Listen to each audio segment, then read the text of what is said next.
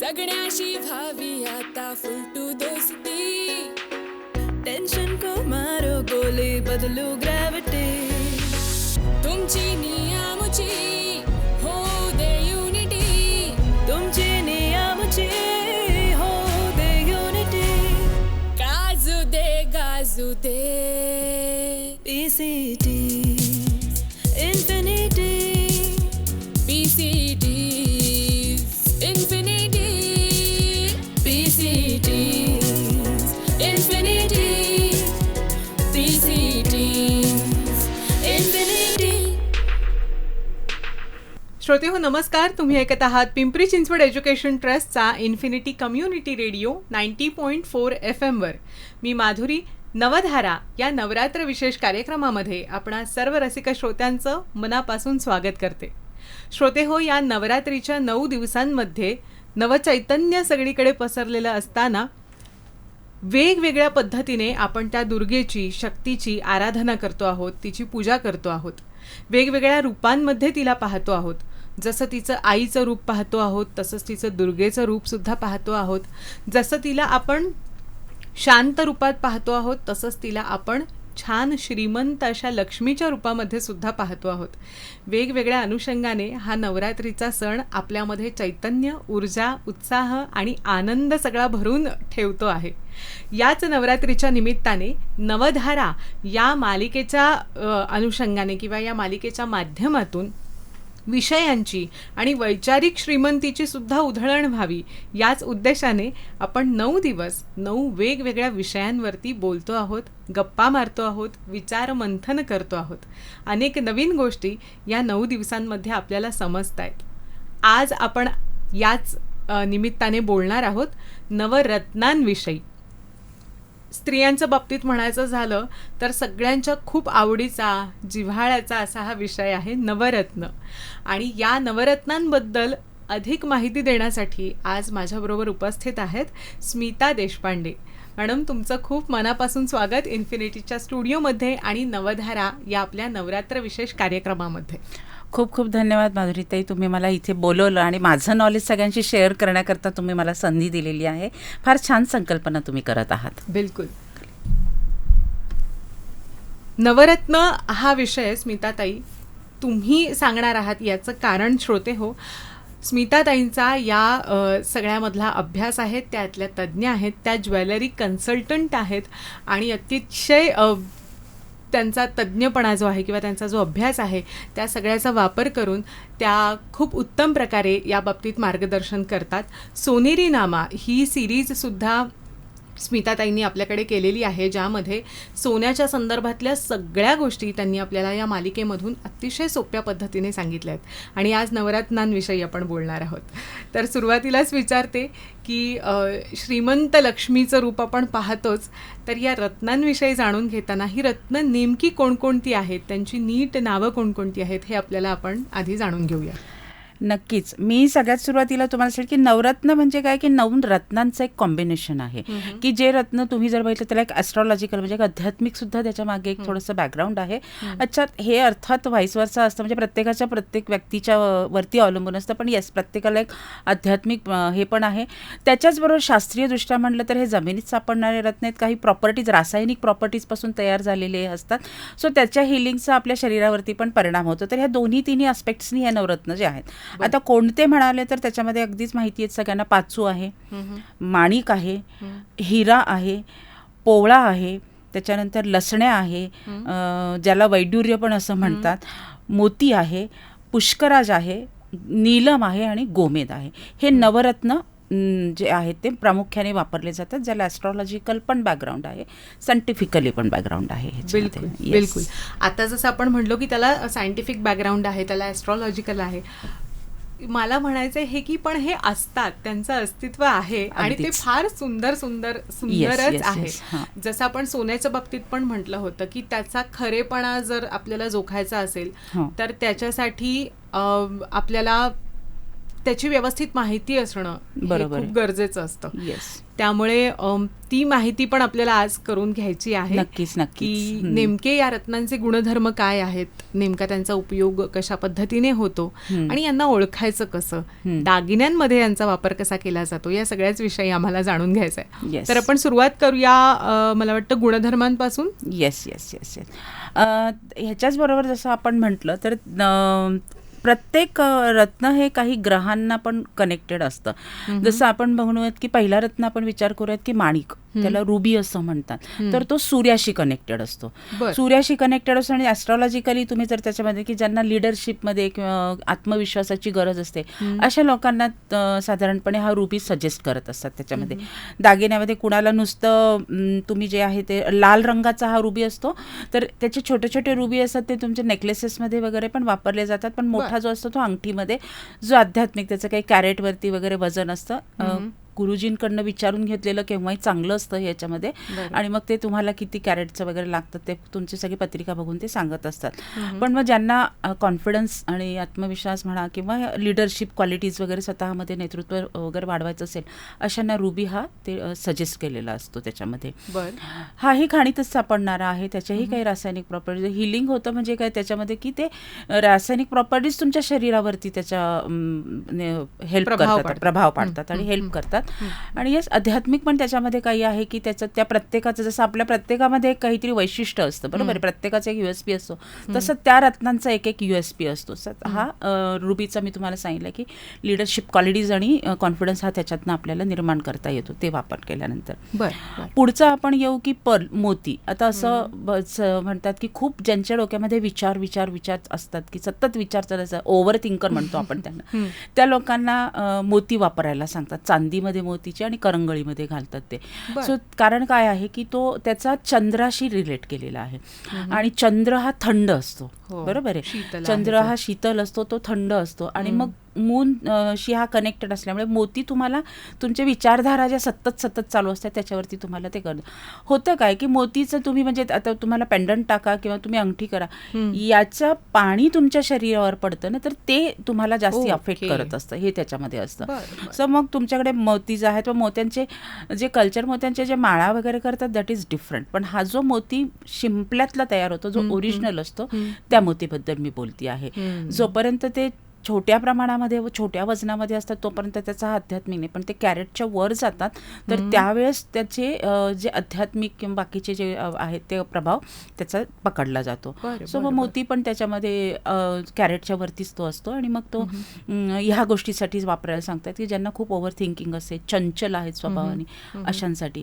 हे एक general prediction आहे. इथे कुणीही असं म्हणजे हे ऐकून कुणीतरी आता चला मी मोती वापरतो, कृपा करून असं नाही व्हायला पाहिजे. म्हणजे मला श्रोत्यांना हेच सांगायचं आहे.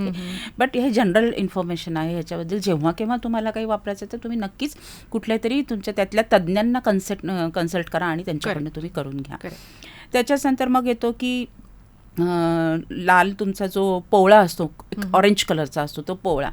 असं म्हणतात की पोवळा हा मंगळ ग्रहाशी कनेक्ट असतो, की ज्यांना मंगळाचा प्रभाव असेल काय असेल तर तो त्याच्यावरती तुम्हाला देतो, हे करतो. आणि तापट व्यक्ती जेव्हा असते, तापट व्यक्तीचा राग शांत करण्याकरता ते वापरतात त्याच्यामध्ये.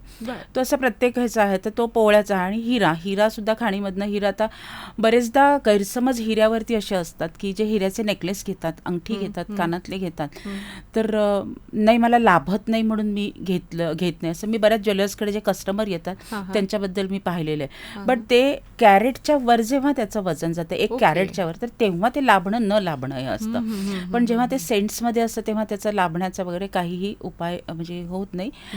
आणि हिरा हा सुद्धा असाच की कॉन्फिडन्ससाठी, तुम्हाला कम्युनिकेशनसाठी वगैरे तुम्हाला जास्ती करून तो वापरायला सांगतात. अर्थात परत मी तेच प्रत्येक वेळेस हेच सजेस्ट केलं, एक्सपर्टना तुम्ही ह्याच्यामध्ये विचार करा. आणि खऱ्या हिऱ्याची पारख ही त्यांनाच होऊ शकते. आणि येस, जर तुम्ही कुठलाही स्टोन, आता आपण नवरत्नामधनं बोलतोय, तर हिऱ्यासकट कुठलाही स्टोन तुम्ही म्हटलं तर चांगल्या लॅबोरेटरीमधलं त्याचं एक सर्टिफिकेट असतं की ते कुठल्या कॅरेटमध्ये आहेत, त्याची काही प्रॉपर्टीज आहेत, त्या सगळ्या त्या सर्टिफिकेटवरती लिहिलेल्या असतात, लॅब टेस्टेड असतात ते. तर नेहमी ते घेताना त्याच्यामध्ये तुम्ही त्याचं सर्टिफिकेट पण त्याच्यामध्ये तुम्ही मागायला हवं त्याच्यामध्ये. आता काही ज्वेलर्सकडे काय करतात की जेव्हा हे देतात त्यावेळेस तुमच्याकडे सुरुवातीला तुम्ही एक आठवडाभर तुमच्या जवळ ठेवा म्हणून सांगतात ते. बरं. रिझन बिहाइंड दॅट की तुम्ही त्याच्यामध्ये जर तुम्हाला तो लाभतोय नाही लाभतोय किंवा त्याचे काही चुकीचे किंवा काहीच नाही काही असे काही तुम्हाला अनुभव परिणाम येत आहेत का येतात परिणाम का? होतात. कारण की ते जेव्हा एका दागिन्यामध्ये मोडलं जाईल तर त्याच्यानंतर ते करणं हे तुम्हाला परत मोडणं हे तुम्हाला अवघडून बसतं. सो आठवडाभर ते तुमच्याकडे वापरून तुम्हाला ते कसं लागतंय नाही प्रभाव पडतोय ते बघायला सांगतात आणि देन आफ्टर मग तुम्हाला ते कायम तुम्हाला तिथे ते वापरायला सांगतात त्याच्यामध्ये. म्हणजे त्याचं जे काही तुम्हाला दागिना करून घ्यायचं असेल ते त्याच्यामध्ये तुम्ही करून घेऊ शकता असं आहे त्याच्यामध्ये. सो त्याच्यानंतर मग येतो की नीलम. नीलम हा शक्यतो शनीचा ग्रह असं म्हणतात, शनी ग्रहाचा आहे असं म्हणतात. आणि सांगताना मधल्या बोटामध्ये ते घालायचं. जनरली आपले परंपरेने सांगितलेले की मधल्या बोटात तुम्ही कोणती चांगटी घालू नये, पण नीलम जो असतो तो मात्र मधल्या बोटामध्ये असतो. आणि मधल्या तो शनीमध्ये म्हणजे तुमच्यामध्ये जर समजा खूप काही ॲक्सिडेंट म्हणा किंवा अशा काही गोष्टी जर तुमच्या आयुष्यामध्ये घडत असतील, अपयश येते कुठल्या गोष्टींमध्ये अशा वेळेस तुम्हाला शनीचं तिथं, कारण की तुमच्या पत्रिकेमध्ये जर राहू केतू शनी हे तुम्हाला त्रासदायक जेवढे असतात तेवढेच ते यश देणारे पण असतात. सो तुम्हाला त्याचा प्रभाव तिथे जर वाढवायचा असेल तर तुम्हाला तिथे मग तुम्हाला तो नीलम सांगतात. अर्थात परत मी हेच रिपीट करेन की एक्सपर्ट ते घ्या, तुम्ही कन्सल्ट घ्या त्याच्यामध्ये. बिलकुल बिलकुल अगदीच. श्रोते हो, आपण नवधारा या नवरात्र विशेष कार्यक्रमामध्ये नवरत्नांविषयी आज ऐकतो आहोत. अगदी काही मोजके आपल्याला जे आपण सतत ऐकत असतो अशी रत्न आपल्याला माहीत असतात, ज्याच्यामध्ये माणिक आलं, मोती आलं किंवा हिरा आला. पण आता नीलम आहे किंवा यापुढे आपण ऐकणार आहोत गोमेद आहे, पुष्कराज आहे. तर या रत्नांबद्दल आपल्याला फारशी माहिती नसते. कधीतरी नाव कानावर पडलेलं असतं किंवा तेही आपल्याला फारसं माहीत नसतं. तर त्याच मुळे ही रत्न माहिती व्हावीत आणि त्यासोबतच त्या रत्नांविषयी आणखीन आपण जाणून घ्यावं म्हणून आज हा नवरत्न विषय आपण घेतलेला आहे. माणिक, मोती, हिरा आणि नीलम याविषयी आता स्मिताताईंनी सांगितलं आहे. याच्या पुढे आणखीही रत्नांविषयी जाणून घेणार आहोत.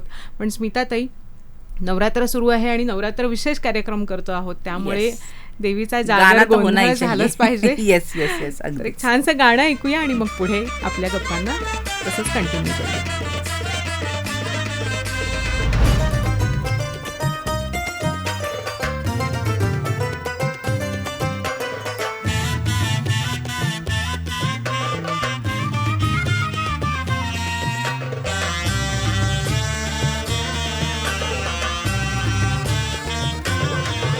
आई तुळजा भवानी, आई जगत जननी, आई तुळजा भवानी जगत जननी, अंबिके तारिणी गोंधळा ये तुझ्या दारावर, माथा तुझ्या पायावर, आले तुझ्या दारावर, माथा तुझ्या पायावर, तुझ्या कृपेच आई दान मला दे. आई दान दे दान दे दान दे दान दे दान दे दान दे दान मला दे. आई दान दे दान दे दान दे दान दे दान दे दान दे दान मला दे. आई तुळजा भवानी, आई जगत जननी.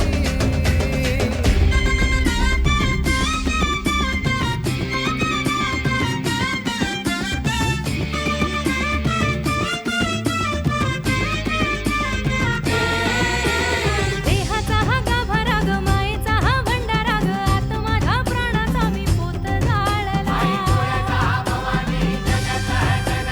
मनातून कासा विषी आले तुझ्या उंबऱ्याशी, तुझ्या बळावर आई खेळ मांडला. देहाचा हा गाभा राग, मायेचा हा भंडारा ग, आत माझ्या प्राणाचा मी पोत जाळला. कासाविशी उंबऱ्याशी तुझ्या बळावर आई खेळ मांडला. पाठीवर हात दे जन्माची साथ दे.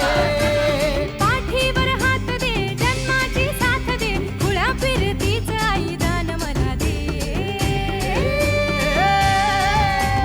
तुळजा दान दे दान दे दान दे दान दे दान दे दान मला दे.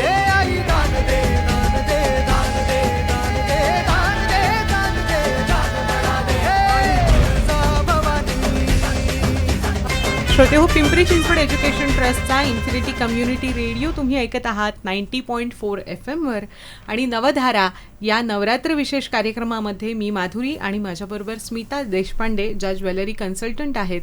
आम्ही दोघीही तुमच्याशी गप्पा मारतो आहोत नवरत्नांविषयी. माणिक, मोती, नीलम या रत्नांविषयी आपण ऐकलेलं आहे. स्मिताताई, तुम्ही छान सांगितलं. आणि याच्या पुढे आता जे रत्न आहेत राहिलेले, तर त्यांच्याविषयी आपल्याला जाणून घ्यायचं आहे. श्रोते हो, आपण ऐकतो आहोत की या रत्नांचे गुणधर्म काय आहेत आणि त्यांचा काय परिणाम आपल्यावरती होतो. आता सगळ्यांना आवडता असं म्हटलं तर बोलण्यामध्ये जो आहे तो पुष्कराज, ह्याच्याबद्दल आपण बघूयात. येलो सफायर असं पण त्याला म्हणतात. तर तो तुम्हाला प्रॉस्पेरिटीसाठी, चांगल्या संधी मिळण्यासाठी वगैरे असे ते वापरतात. पण तो पण केमिकली, म्हणजे तो खाणीतच सापडणारा असतो, त्याच्यामुळे त्याच्या रासायनिक प्रॉपर्टीज ज्या आहेत त्या वेगळ्या असतात. पण त्याचं शास्त्रीय जसं आहे तसं तुमचं आध्यात्मिक पण त्याचं महत्त्व आहे. आणि काही गुरुचा असं म्हणतात त्याला, गुरुचा ग्रह असं म्हणतात त्याला. काही जण असंही म्हणतात की तो जो स्टोन आहे तो सगळ्यांनाच चालेल असं म्हणून. पण असं नसतं. कारण की आता ह्या बाबतीत मी थोडा माझा एक अनुभव सांगेन की माझ्या वडिलांच्या हातामध्ये पुष्कराजची अंगठी होती. आणि मग ती अंगठी ते गेल्यानंतर म्हणजे काढली होती, तर ती मी वापरली काही दिवस. बट येस, मी जेव्हा जितके दिवस ते वापरत होते तर मला त्याचे थोडेसे चुकीचे परिणाम जाणवत होते त्याच्या बाबतीमध्ये. सो मी ती काढून ठेवली. पण येस, माझ्या भावानी ती जेव्हा वापरली, अर्थात त्याच्यावर काही संस्कार गुरुजींकडनं करून घेतले आपण, कारण की ती वडिलांची होती आणि ते मृत झाले होते त्याच्यामुळे. तर ती माझ्या भावाला खूप छानपैकी लाभली. सो ह्या असे सुद्धा, म्हणजे अर्थात हे विश्वासांवरती आहे तुमच्या, की आपण ह्याच्यातनं मला कुठला वेगळा समज नाही पसरवायचा, पण लाभणं न लाभणं हे सगळं तुमच्या विश्वासावरती असतं. पण येस, ह्याचे असेही गुणधर्म असतात त्याच्यामागे. सो पुष्कराज हा जवळपास सगळ्यांनाच आवडता असा असतो. आणि गुरुपुष्यामृताच्या दिवशी वगैरे तो जर खरेदी केला तर तो चांगल्या प्रकारे लाभतो असं सुद्धा म्हणतात त्याच्यामध्ये. तर पुष्कराजच्या बद्दल एक आहे. अजून पुन्हा आहे की पाचू. आता जसं आपण रुबीबद्दल बोललो की रुबी आणि पाचू हे असे कॉमन स्टोन आहेत की जे तुमच्या किंवा हिरा जे आहे दागिन्यांमध्ये वापरले जातात. तर पाचू हा बारीक बारीक बारीक असं आपण जडाऊ दागिने वगैरे असतात तर त्याच्यामध्ये छोट्या प्रकारात वापरला जातो. पण मोठ्यामध्ये सुद्धा तुम्हाला अंगठीमध्ये वगैरे वापरताना ते कॅरेटमध्ये तो तुम्हाला दिलं जातं. आणि मग त्याच्यातनं तुमचे काही बुद्ध्यांक वाढवण्यासाठी किंवा तुमचं कम्युनिकेशनचं स्किल्स वाढवण्याकरता वगैरे तुम्हाला पाचू तुम्हाला येतो. ग्रीन कलरमध्ये तो असा येतो. आता ग्रीन कलरच्या वेगवेगळ्या शेड्स असतात त्याच्यामध्ये. पण येस, पण पाचू हा ग्रीन कलरमध्ये येतो. ते कुठलाही वेगवेगळ्या शेड जरी असले त्याच्यामध्ये तरी तो पाचूच असे म्हणलं जातं त्याच्यामध्ये.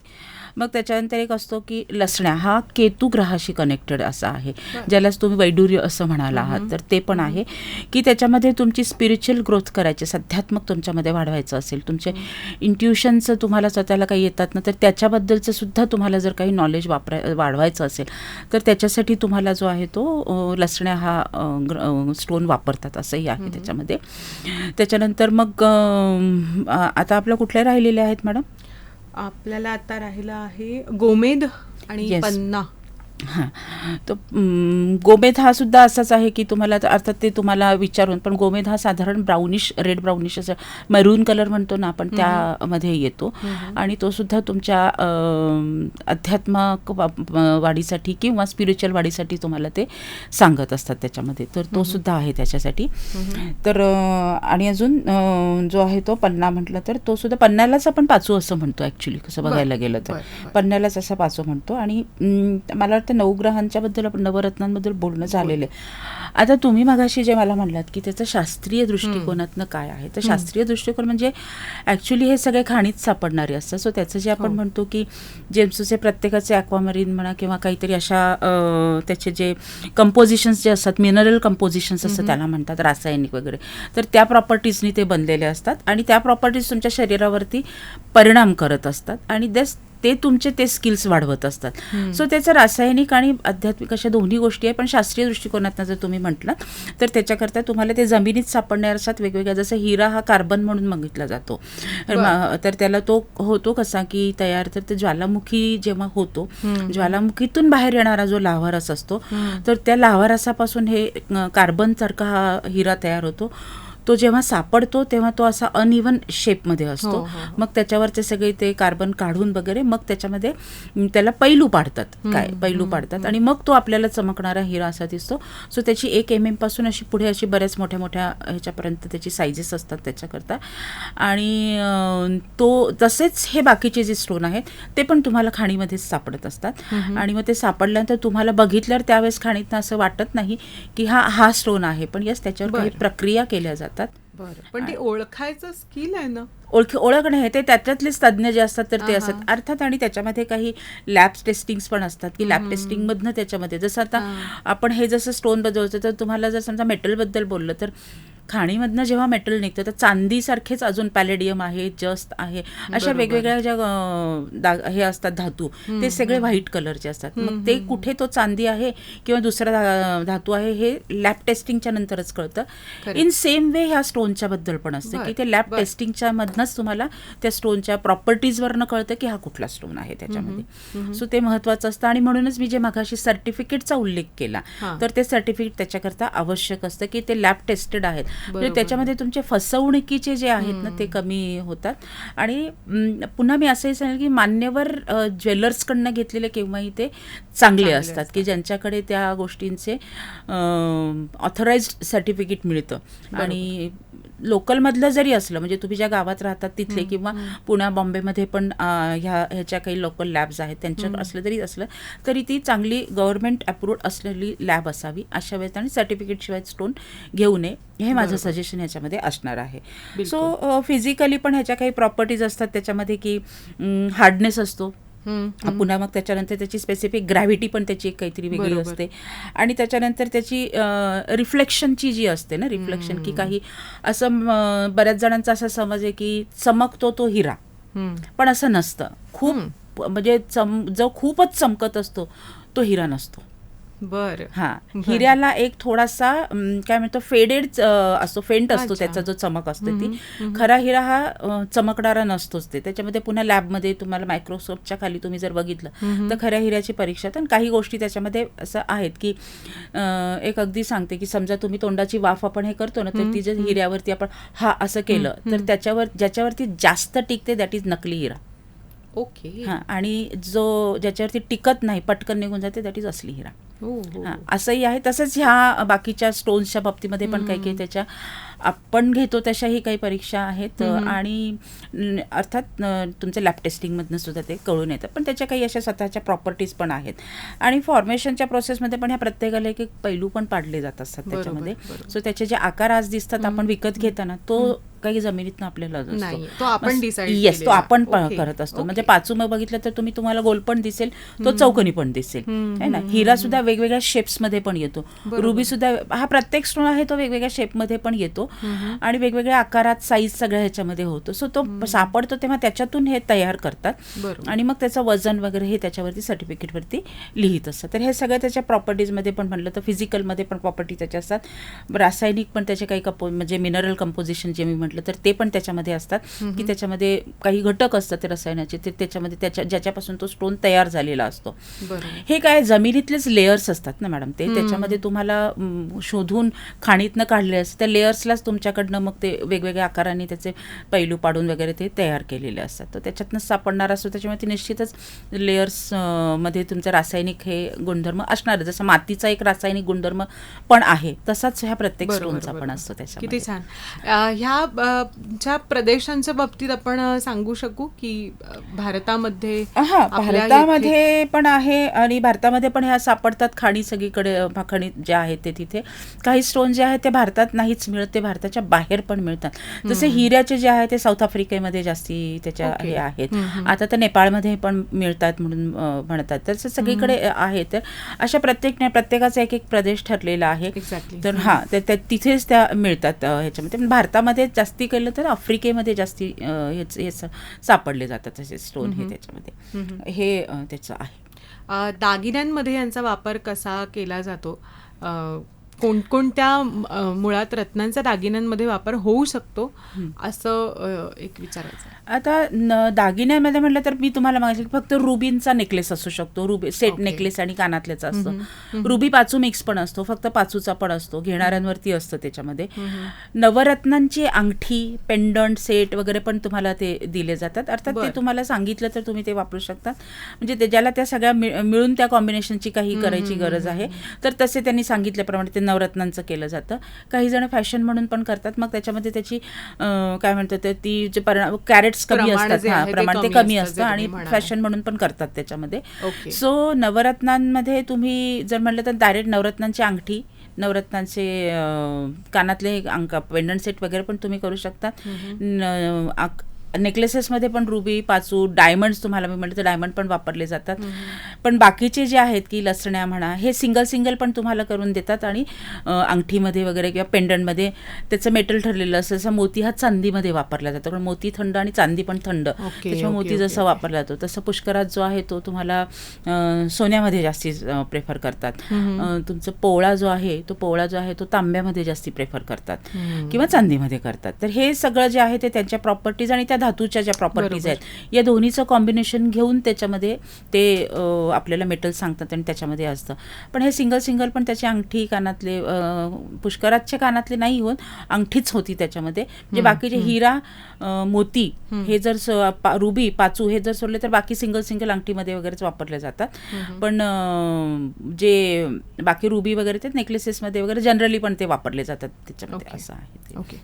श्रोते हो, नवरत्नांविषयी आजच्या या कार्यक्रमामध्ये आपण जाणून घेतलेलं आहे. नवधारा असं आपण नाव दिलंय याचं कारण हेच की 9 वेगवेगळे विषय आणि 9 वेगवेगळ्या विषयांच्या धारा आपल्याला या 9 दिवसांमध्ये अनुभवायच्या आहेत. आज नवरत्नांविषयी जाणून घेत असताना या सगळ्या रत्नांची श्रीमंती आपल्याला कळलेली आहेच, पण आपल्या संस्कृतीने ना कुठलीही गोष्ट अशी उगीचच म्हणून ठेवलेली नाही आहे किंवा फक्त सौंदर्य म्हणून ठेवलेली नाही आहे. तिला एक वेगळाच धार्मिक, आध्यात्मिक, भावनिक स्पर्श दिलेला आहे. तो कशासाठी? कदाचित त्या सगळ्या गोष्टींचा किंवा त्या सगळ्या वैभवाचा आदर आपण ठेवावा.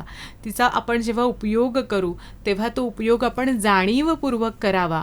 तिची किंमत आपल्याला कळावी. यासाठी या सगळ्या गोष्टींना एक प्रकारचं वजन दिलं गेलेलं आहे. आपण संस्कृतीमधले उपचारसुद्धा जेव्हा बघतो की ही गोष्ट करायचीच असं आपल्याला का सांगितलं जातं किंवा ही केल्यानंतर हे होईल असं आपल्याला काय सांगितलं जातं, कारण ती गोष्ट होणं गरजेचं असतं. आपल्यातले वेगवेगळे जे संस्कार आहेत, मग नमस्कार करण्यापासून ते देवाला नैवेद्य दाखवण्यापर्यंत ते करायचंच आहे असं का सांगतात, कारण त्या कुठल्या ना कुठल्या उद्देशाने आपल्या मनामध्ये तो भाव निर्माण होऊन आपल्याकडून सेवा व्हावी हा एक साधारण उद्देश त्याच्यामध्ये असतो. पण तो कसा पोहोचवायचा यासाठी केलेल्या या सगळ्या क्लुप्त्या आहेत. आज नवरत्नांविषयी जाणून घेताना खरंच खूप छान माहिती मिळाली. जसं मी म्हटलं की काही आपल्याला गोष्टी स्मिताताई माहिती असतात, अगदी मोजक्या, पण काहींशी आपला संपर्क कधी येत नाही. त्या निमित्ताने या नवरत्नांविषयी आपण जाणून घेतलेलं आहे. लक्ष्मीचं पूजन होतं आहे, त्यामुळे सगळ्या या रत्नांनी मढलेली जी किंवा जिचा अधिकार, जिची सत्ता या सगळ्यांवर आहे, अशा लक्ष्मीचं पूजन होतं आहे. त्या अनुषंगाने स्मिताताई, एक फक्त मला आवडेल तुम्हाला विचारायला जाता की या लक्ष्मीचं रूप, तुम्ही ज्वेलरीमध्ये आहात तर तुम्ही तिला कसं पाहता? नक्कीच लक्ष्मी तसं बघायला गेलं तर चंचल असते खरं तर. बघायला गेलं तर तिला तुम्हाला सांभाळणं खरंच गरजेचं असतं. मला लहानपणापासून माझ्या आई, आजी यांनी एक गोष्ट सांगितली आहे की आली तर माजू नका आणि असली तर नाही असं पण म्हणू नका. ओके. कारण की मग तो त्याच पद्धतीने होतो. सो तिचा आदर करणं हे खरंच गरजेचं आहे. बिलकुल. आणि लक्ष्मी तुम्ही जर फक्त पैशाच्याच स्वरूपामध्ये बघत असाल तर ती नाहीये.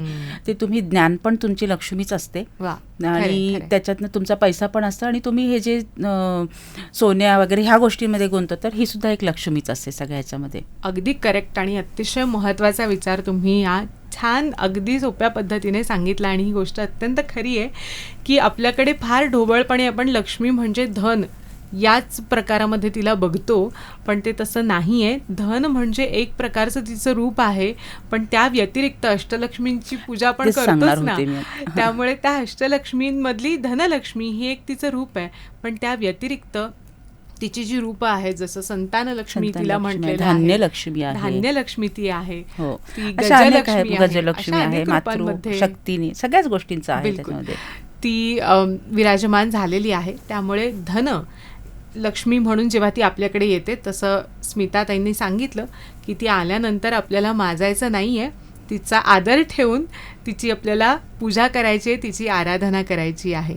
असं म्हणतात की जो न मागे तयाची रमा होय दासी, असं म्हटलेलं आहे. त्यामुळे तिची इच्छा कोण बाळगत नाही ना, त्याच्या मागे ती कायम जात असते.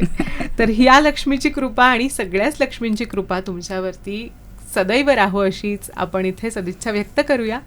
नवधारा या नवरात्र विशेष कार्यक्रमाच्या आजच्या भागामध्ये मी माधुरी आणि स्मिताताई आम्ही दोघी तुमचा इथेच निरोप घेणार आहोत. पण तुम्ही मात्र ऐकत राहायचं आहे पिंपरी चिंचवड एज्युकेशन ट्रस्टचा इन्फिनिटी कम्युनिटी रेडिओ 90.4 FM वर. नमस्कार.